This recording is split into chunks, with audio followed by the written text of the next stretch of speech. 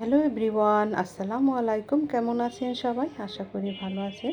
আজকে সকাল এই 10টা থেকে আমার ভিডিওটা শুরু করছি। এখন আমি রেডি হয়ে গেছি, আমার ছোট মেয়েকে স্কুলে আনতে যাব। সকালে বাসি যত কাজ ছিল সব সেরে তারপরে আমি সবাইকে নাস্তা টাস্তা খাওয়াইয়া একদম রেডি হয়ে গেছি। এখন মেয়েকে আনতে যাচ্ছি। এই যে আমি বাইরে বের হয়ে গেলাম। এখন রিক্সা খুঁজতেছি, এখনও পাইনি। সকালবেলা দেখা যায় যে আমি যখন 10টার সময় বের হই তখন রাস্তাঘাট একদম ফাঁকা থাকে, একটা রিক্সাও পাওয়া যায় না। আজকে অনেকক্ষণ হাঁটার পরে তারপর আমি একটা রিক্সা পেয়েছি। সকালে এই টাইমটা অফিস টাইম, তো সেজন্য রিক্সা পাওয়া যায় না। দেখেন রাস্তার দুই সাইডে কত সুন্দর বাজার, দেখলেই আমার এগুলো কিনতে মন চায়। সবগুলো একদম ফ্রেশ ফ্রেশ, সকালবেলা এগুলো ফ্রেশ পাওয়া যায়। এই যে দেখেন কত সুন্দর মাছ। এই যে এখন মেয়ের স্কুলের সামনে আসছি, এখন এখানেও সব ধরনের জিনিস পাওয়া যায়। আমার যখন একটা জিনিসের দরকার হয় তো আমি এই সকালবেলা এখান থেকে নিয়ে যাই। এই যে কত ফ্রেশ ফ্রেশ ফল এখানে পাওয়া যায়। এখন আমি এখানে বসে আছি, এই যে দেখেন এক খালা এখানে বসে বসে লতি, মোচা, কচুর শাক সব কিছু এখানে কাটাকাটি করে তারপরে সে বিক্রি করে। আমি এখান থেকেও প্রায় এগুলো নিয়ে যাই। আর সব ভাবিরা এখানে বসে কেউ ফুচকা খাচ্ছে, কেউ মুড়ি খাচ্ছে। এখন মেয়ের স্কুলের ছুটির টাইম প্রায় হয়ে আসছে। কিছু কিছু বাচ্চারা নিচে খেলতেছে, ওরা এখনও নামেনি, ওদের এখনও ছুটি হয়নি। আর 10 মিনিট পরে ছুটি হবে। আমি সেজন্য এখানে বসে ওর জন্য অপেক্ষা করছি। এই যে 10 মিনিট পর ওদেরও স্কুল ছুটি হয়ে গেছে। এখন আমি রিক্সা করে আমরা এখন বাসায় যাচ্ছি।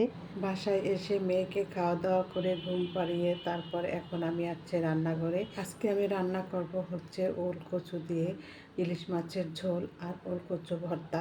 এটাকে আবার অনেকে বাক তরকারিও বলে থাকে। এখানে এই যে আমি এখানে 1 কেজি পরিমাণের ওল কচু কিনে এনেছি আর নিয়েছি হাফ কেজি পরিমাণের একটা ইলিশ মাছ। আমি ছোট ইলিশ মাছ দিয়ে এটা ঝোল করব।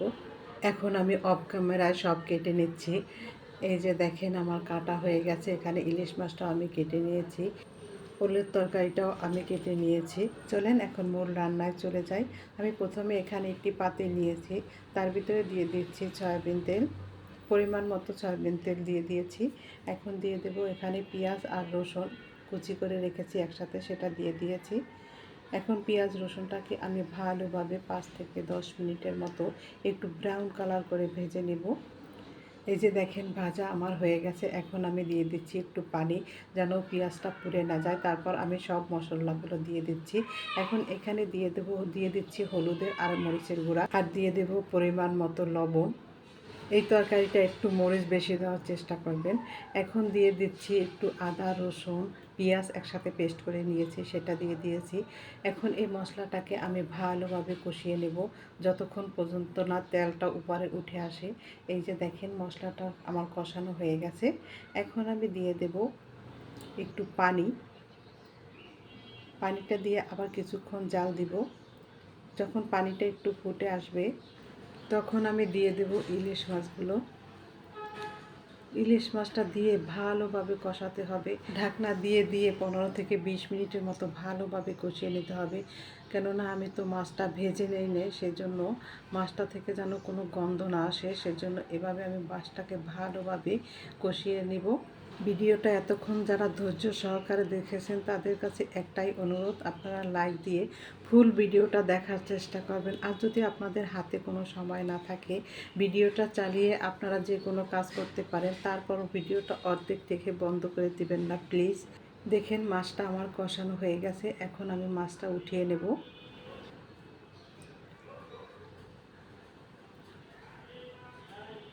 এই যে দেখেন মাছটা আমার উঠানো হয়ে গেছে। এখন এই মশলার ভিতরে আমি ওলের তরকারিটা ভালোভাবে কষিয়ে নেব। একটু অনেকক্ষণ সময় নিয়ে কষাবেন যেন ওলের তরকারিটা হাফ সেদ্ধ হয়ে যায়। আমি ঢাকনা দিয়ে দিয়ে একটু কষিয়ে নিয়েছি। এখন আমি দিয়ে দেব পরিমাণ মতো পানি। আমি এখানে গরম পানি দিয়ে দিয়েছি। গরম পানিটা দিলে হবে কি, তাড়াতাড়ি সেদ্ধ হয়ে যাবে আর গলা চুলকাবে না। এখন পানিটা ফুটে আসছে, এখন দিয়ে দিচ্ছি আমি ইলিশ মাছগুলো। যেহেতু আমার 80% রান্না করা হয়ে গেছে, সেজন্য আমি মাছটা দিয়ে দিয়েছি। মাছটা দিয়ে একটু আলতো হাতে নাড়াচাড়া করতে হবে যেন মাছটা ভেঙে না যায়। তারপর আমি ঢাকনা দিয়ে যতক্ষণ পর্যন্ত না সেদ্ধ হয় ততক্ষণ পর্যন্ত আমি রান্না করে নেব। 10 মিনিট পরে আমি ফিরে আসছি। এই যে দেখেন, এখন আমার মাছটা একদম রেডি। কালারটা কত সুন্দর আসছে, দেখতে অনেক লোভনীয় লাগছে, খেতে কিন্তু অসম্ভব মজা হয়েছিল।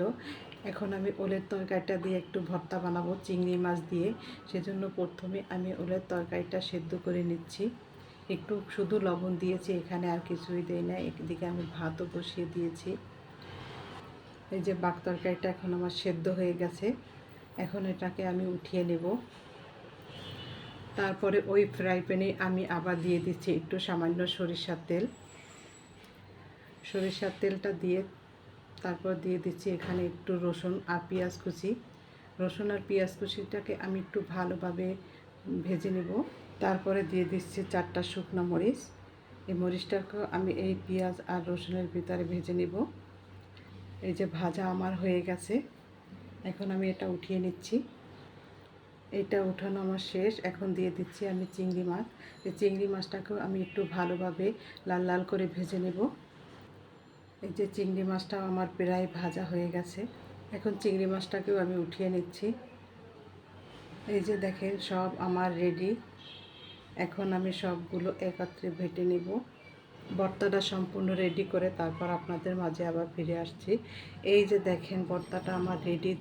খেতে কিন্তু অসম্ভব মজা হয়েছিল। এভাবে 2টা রেসিপি থাকলে আপনার এক হাঁড়ি ভাত নিমিষে শেষ হয়ে যাবে। আজকের রেসিপি 2টা আপনাদের কাছে কেমন লাগছে কমেন্টস করে জানাবেন, আর পারলে একটু শেয়ার করে দিবেন। আর যদি একটু বেশি ভালো লেগে থাকে প্লিজ আমার চ্যানেলটা সাবস্ক্রাইব করে আমার পাশে থেকে যাবেন।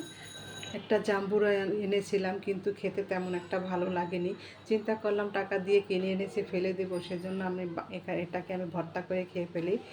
আমি জাম্বুরাটার কোয়াগুলো ভালোভাবে ছাড়িয়ে নিয়েছি। এখন দিয়ে দিয়েছি একটু লবণ, আর একটু দিয়েছি চিলি ফ্লেক্স, একটু চিনি আর একটু সরিষার তেল। এখন এইটা দিয়ে আমি ভালোভাবে মাখিয়ে নিব। এই যে মাখানো আমার শেষ হয়ে গেছে। এখন আমি আলাদা করে একটু উঠিয়ে নিয়েছি, কেননা আমার বাচ্চারা কাসুন্দি খায় না। আমি আবার একটু কাসুন্দি পছন্দ করি, সেজন্য আমার ভাগেরটা আমি একটু কাসুন্দি দিয়ে খেতে খেতে আপনাদের কাছ থেকে বিদায় নিচ্ছি। আবারও দেখা হবে নতুন কোনো একটা রেসিপিতে। এ পর্যন্ত বিদায় নিচ্ছি। ভালো থাকেন, সুস্থ থাকেন। আল্লাহ হাফেজ।